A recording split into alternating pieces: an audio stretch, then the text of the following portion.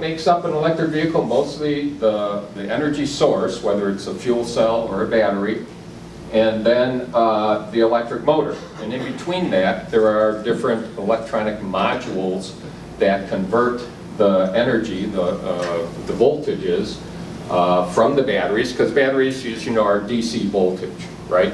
And what comes off the wall, that's alternating current, that's AC voltage. So we have AC induction motors, so you got to convert that DC to AC in order to make it usable to move the vehicle. What our strategy has been is to move from the small integrators like US Hybrid and TransPower or Hydrogenics to the major OEMs, because to get the emission reductions, we need to get a large number of vehicles on the road with zero emissions. And the only way to do that is through the large OEMs who can manufacture large amount of vehicles. They can market them, they can service them, and thus get us the emission reductions that we need.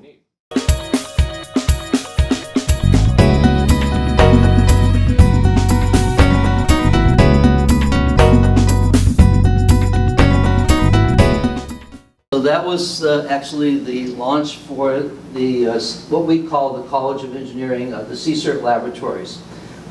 It's become basically a place that both government and industry can test their vehicles and trust the data that comes from there. The other thing that's important, I don't know if I put it here, is basically, how many of you used your app to get here? Me? You know, so can you put apps on the trucks that will give you more energy efficient transportation, routing, pathing, and so that those are being created. Can you make these trucks talk to each other, talk to the signals, so that they know how to conserve energy when they're in use? And that's part of the work that's being done at UCR in our department.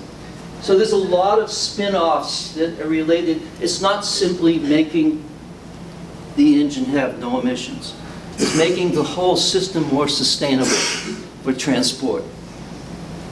And the other, so we talk about eco-ITS, in other words, IT, where we actually take data in the real world. We actually have the only heavy-duty dyno in this area that can actually treadmill, put buses and trucks of all sizes on this dyno here, test them out, and we did that for the first of a kinds. And one thing that we've seen already is that when they go to the next generation of trucks, electric vehicles, actually the battery to wheel conversion efficiency is getting better. They're learning more, as you would guess.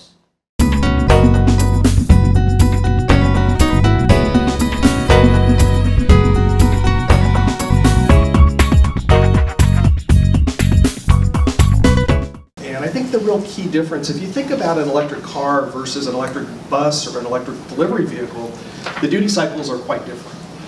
When I'm not riding the bus, I have a plug-in hybrid Fusion that runs on electric power.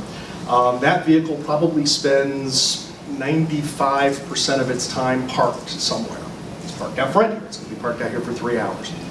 If there was a plug out here, I could plug it in. It would sit there. It would charge up. When I'm ready to go, I've got battery power to get me at least part of the way with that vehicle where I need to be. With a transit bus, it's very different. With a transit bus, when that bus leaves the yard in the morning or the operating facility in the morning, that bus is in operation pretty much non-stop until the end of its service day. It doesn't have a chance to plug in for multiple hours at a time in between short spurts of activity. And again, if you think about a transit vehicle and you think about a medium-duty vehicle, they're kind of doing the same thing. What we're doing, what FedEx, what if you pick your favorite delivery service is doing, those duty cycles are quite similar, and it creates some unique challenges. Foothill Transit is a public agency. We are a joint powers authority. We're comprised of 22 cities in the eastern San Gabriel Valley of Los Angeles County. The County of Los Angeles is also one of our member agencies. We serve about a 1.5 million population area, 327 square miles, so it's a pretty sizable area.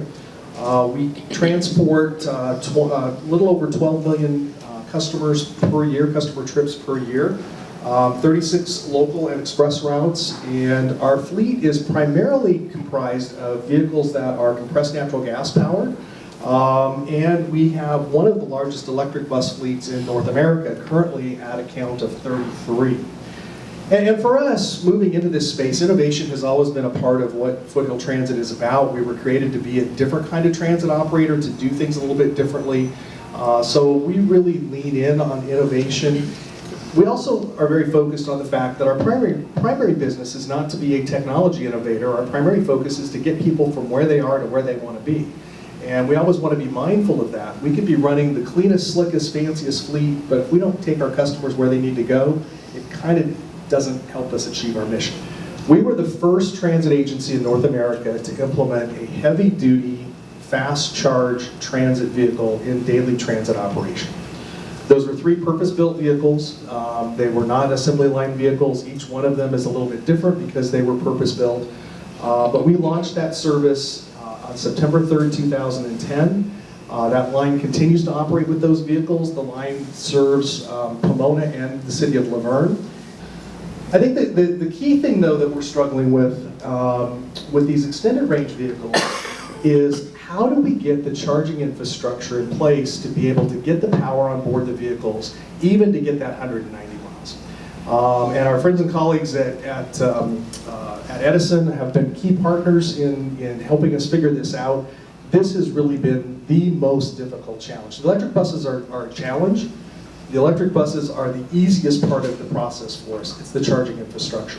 How do you get the equipment on a space-constrained environment? How do we get chargers? This is a picture of our Arcadia operating facility. How do we get all the chargers in place to be able to charge these things overnight? And then how do we get through the entire service day? Still issues that we're trying to work through and trying to figure out, because it's proving to be quite difficult to make all that happen. Right now, there isn't a common standard for chargers for transit vehicles. So if you have a BYD bus, you have to use a BYD charger. If you have a Proterra bus, you have to use a Proterra charger. And on it goes. So it'd sort of be like if you bought a Chevrolet and you could only fill up at a Chevron station.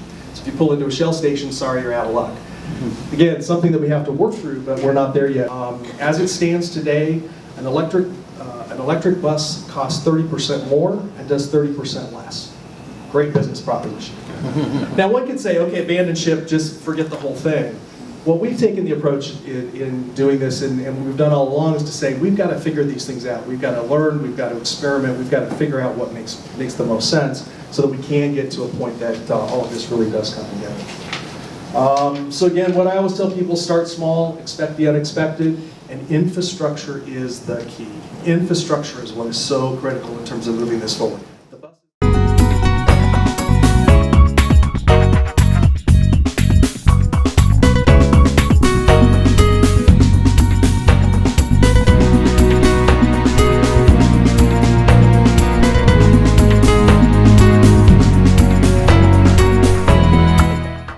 The one thing I would want you to take away from this is engage the utility early. Whether you're at Southern California, Edison, or some other utility, engage the utility earlier. We want to be your partner in this. We need to be your partner in this. We rely on you to give us the information you need, and you rely on us to give you the power. So engage us early. That's the most important thing here. So Edison, Edison is, we like to think that we're leading the way in transforming the energy sector. The state has very aggressive goals, and we have bought into those completely, and we support those goals, and we're doing what we need to do to try and support that across all market segments, not just transit, but every medium and heavy duty segment, as well as a very aggressive light duty illustration there to show. Our program is going to have some requirements. We are going to require that the participants own or lease the site. We won't install for somebody just at a public facility. At that point in time, it would have to be the public agency that applied for the program. The site must have an appropriate location to deploy the charging equipment in a cost-effective manner. Every site we're going to look at and make sure it makes sense from a cost perspective to be able to deploy there. That we will require standard right-of-way agreements to be able to manage where our equipment is installed, so that if in the future there is a relocation effort involved, the utility can be made whole for that, since we are using public funds for this. Port of Long Beach, we are currently in construction at 2 large projects at the Port of Long Beach. At one pier, we're converting 9 of the diesel-operated rubber tire gantry cranes to direct power electric. Our construction is complete there, and at this point in time, the port operator is starting the conversion of the diesel motors to the direct drive electric motors on the cranes. So our first one of those will go live this summer. And then we are also doing a large infrastructure project for 20 yard tractors, and we're in construction on that right now. We anticipate energizing that project in June. Some additional programs and services that Edison is supporting the TE world. We have a transportation electrification advisory service. So our business customer division has a group of field engineers that will go out and meet with fleet or various market segment operators that are looking to make a transition. They will help them with rate analyses to kind of give them an idea of what rate tier they should be on for their fleet, help them understand what those fueling costs will be. They can also help them calculate GHG reductions, and really importantly, what sort of LCFS credits they can take advantage of to help offset their fueling costs. And